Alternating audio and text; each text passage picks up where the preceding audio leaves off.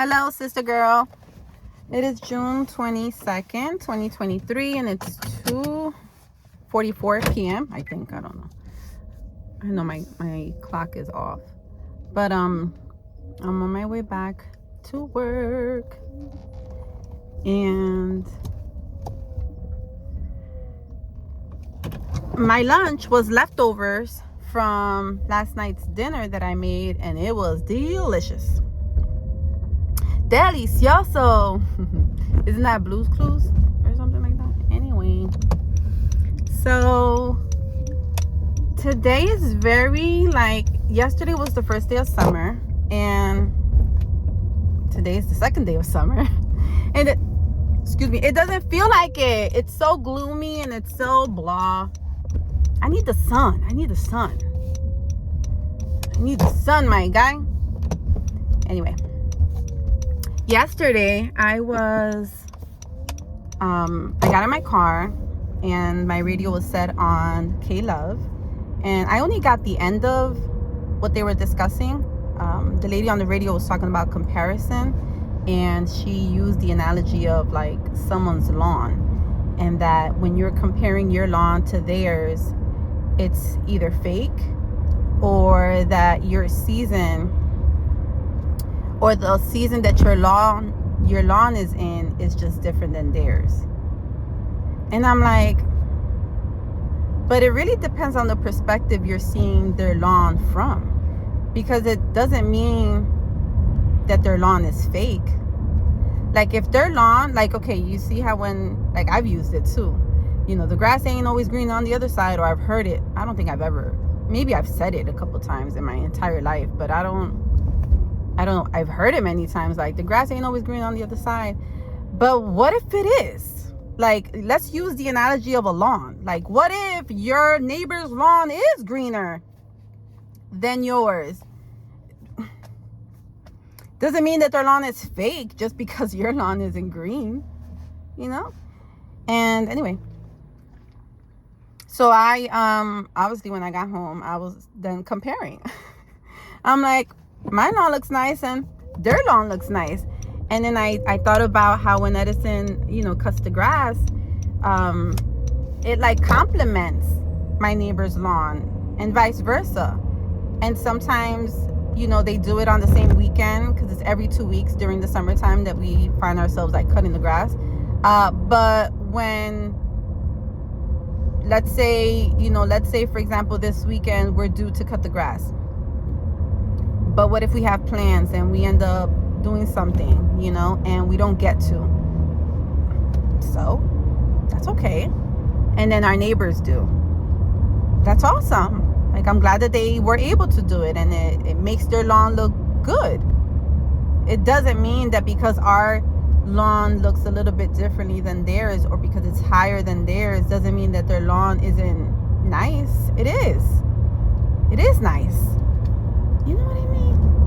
So of course, because I'm such a deep thinker, I'm using that analogy and using my life as an example, everyone's lives as an example, and just seeing my perspective then versus my perspective now. When I used to compare my life to someone else's, I didn't realize that I was comparing my life to someone else's. Not all the time. Obviously, sometimes I did realize, I'm really comparing my life to theirs. I don't think I've said those words to myself, but in hindsight, yeah, you were, come on, let's be serious, Jen. But then there are other times where I may have been comparing my life to someone else's and not had intentions in doing so, but it just, I just did.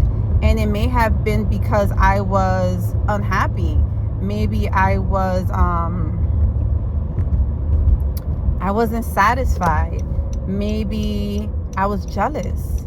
Maybe due to my pride or due to my ego or whatever, maybe I was just in a different season.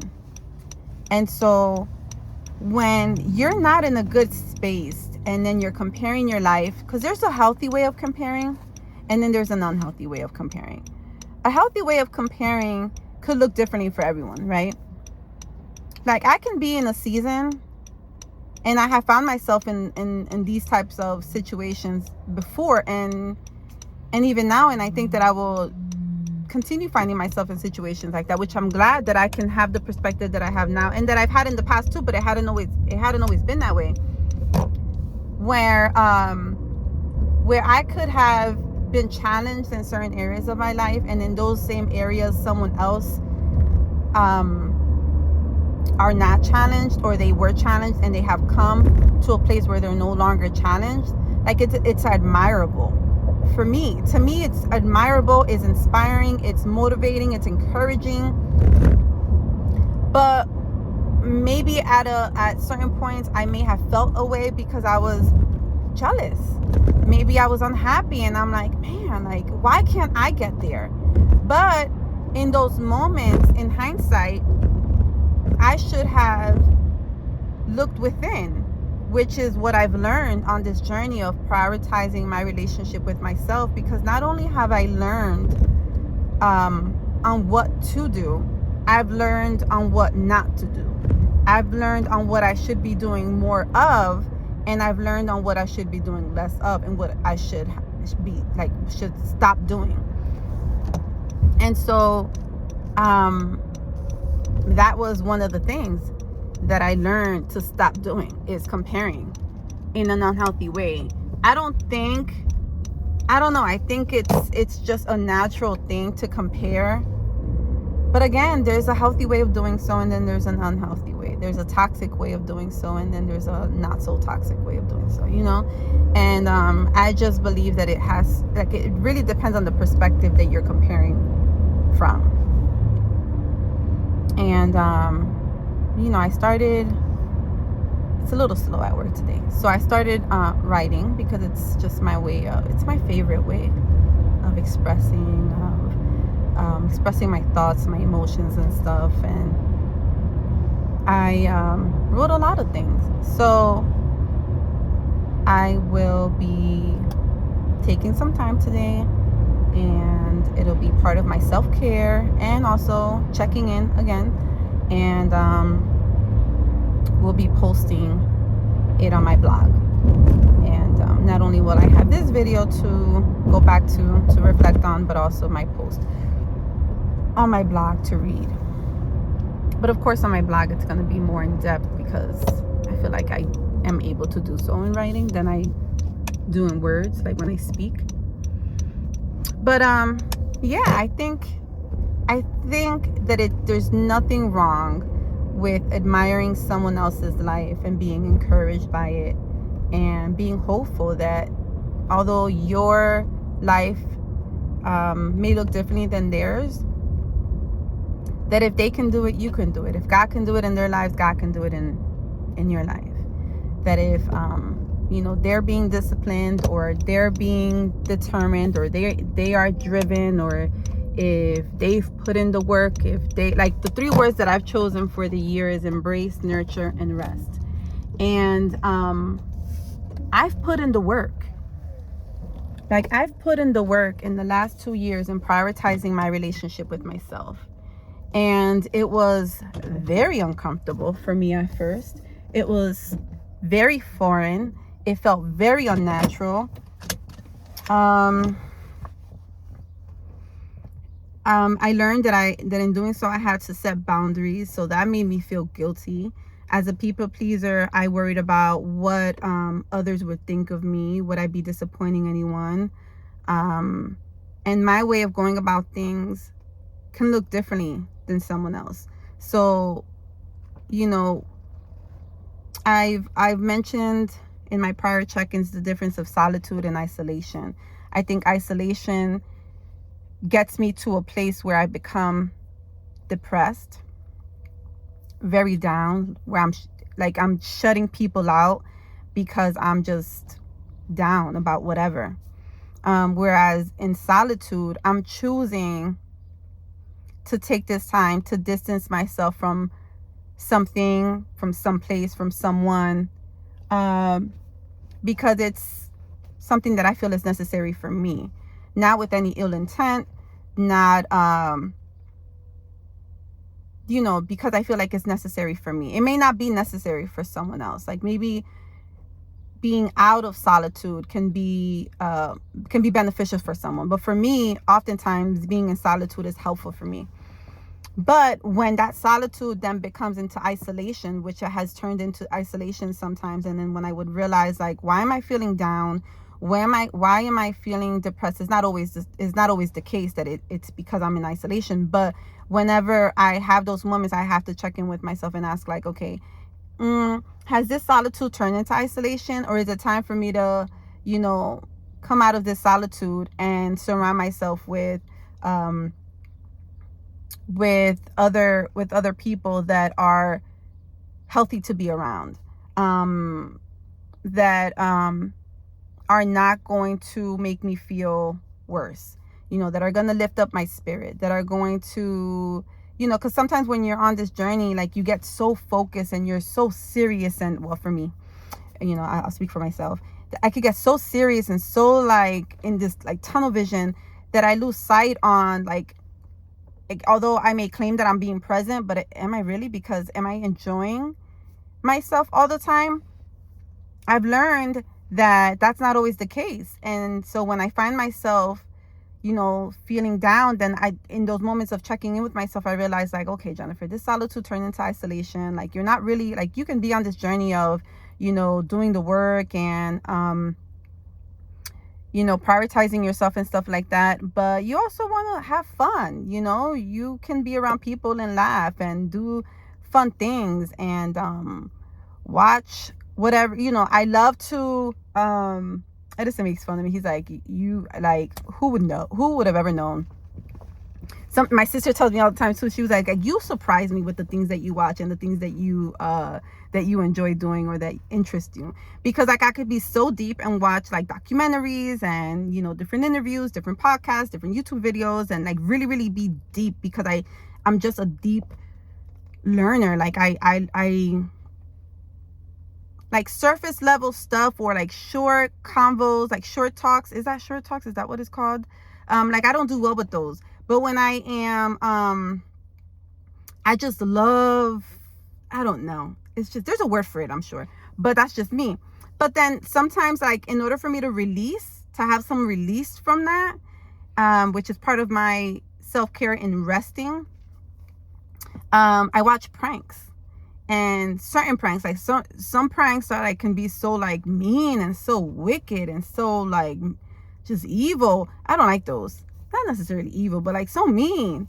I don't like those type of pranks. I like those pranks that, make you laugh and, can be like, there's this YouTube channel that I watch. It's Shane and Leanna, and it's a husband and wife with their family, and they're just so amazing. And they do pranks on each other, and they share like their story, like their lives, and like they vlog and stuff on different things. But yeah, so my whole point is that on this journey, I've learned to also make time to have fun and enjoy the moment and be present.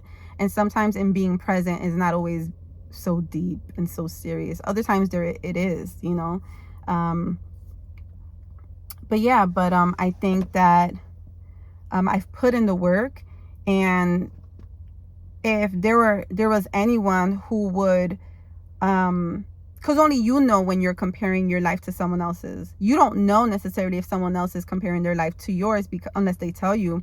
But if there's anyone that could be comparing their lives to mine and feel the need to have to downplay my life in order for them to make them feel better about their own life, I think it's unfortunate. As unfortunate as it was for me to have done in the past, because I've done that where I would downplay somebody's life, like in my mind, or in my heart, like I would downplay somebody else's life to make my life, or to make me feel better about my life, wherever it is that I'm struggling, because I didn't want to face myself. And that's, that's pride, that's ego, and that's not love. It's not. And so I would say for anyone that may be finding themselves comparing their lives to someone else's and trying to downplay that person's life to make your life feel better, ask yourself, like, what are you doing to nurture your lawn, right? Let's use the example of your lawn. You know, what are you doing to cultivate your lawn? What are you doing to have it well kept? You know, and because I chose the words of I chose the 3 words for the year of embrace, nurture, and rest. That's what I feel like I want to like elaborate on in my blog post. And what I will do is elaborate on it. But I think that when you embrace where you are, who you are, and what is happening in your life, good or bad, because sometimes embracing the good also, you have to embrace the not so good, and not embrace in the way where you're holding on to it and not letting it go, because no, but like even embracing yourself in the good times and in the bad times, nurturing yourself emotionally, mentally, spiritually, physically, and then resting, finding time to rest physically, like resting your mind, your body, like just resting, but also resting in who God is, trusting in that, banking on that, believing in that, and trusting in who he says you are, you know. And if you're trusting in who he says you are, but you realize that you're not, or you're struggling with seeing yourself through his lens, then, you know, I have found myself there before. And it took for me to, and it was more of a nudge from the Holy Spirit. Like, I know that you've prayed for me to help you to love others with my heart and to see others through my eyes. But are you doing the same with you? Like, are you seeing yourself through my lens? Are you loving you with my heart? You know, and it's not that we'll love or see others perfectly like God does. But we can try to, you know, instead of viewing ourselves or viewing others in a negative light, regardless of what may be going on, you know. But all right, toodles. If you come across this video, whoever you may be, and you want to read my blog post, I will share the link in the description box, and it'll be available to you if you choose to do so. All right, toodles.